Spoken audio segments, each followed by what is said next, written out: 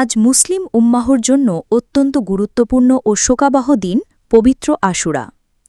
হিজরি সনের প্রথম মাস মহররমের ১০ তারিখে এই দিনটি পালিত হয়। দিনটির গুরুত্ব ও তাৎপর্য মুসলিম ধর্মাবলম্বীদের কাছে বিশেষ মর্যাদাপূর্ণ। পবিত্র আশুরা প্রাইমারিলি দুইটি কারণে মুসলিমদের নিকট বিশেষ তাৎপর্যপূর্ণ। প্রথমত, ইসলামের ইতিহাসে বহু গুরুত্বপূর্ণ ঘটনা এই দিনে সংঘটিত হয়েছে।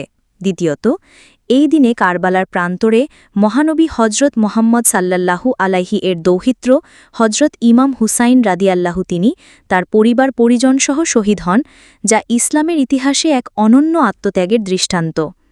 এই দিন উপলক্ষে দেশব্যাপী বিভিন্ন ধর্মীয় সংগঠন ও ইসলামিক প্রতিষ্ঠানগুলো আলোচনা সভা, দোয়া মাহফিল, তাজিয়া মিছিল ও কোরআন তিলাওয়াতের আয়োজন করেছে।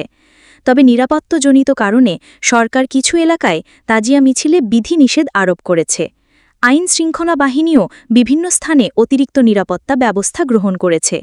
পবিত্র আশুরা মুসলিমদেরকে অন্যায় ও জুলুমের বিরুদ্ধে রুখে দাঁড়ানো, সত্য ও ন্যায়ের পথে অটল থাকার অনুপ্রেরণা যোগায়।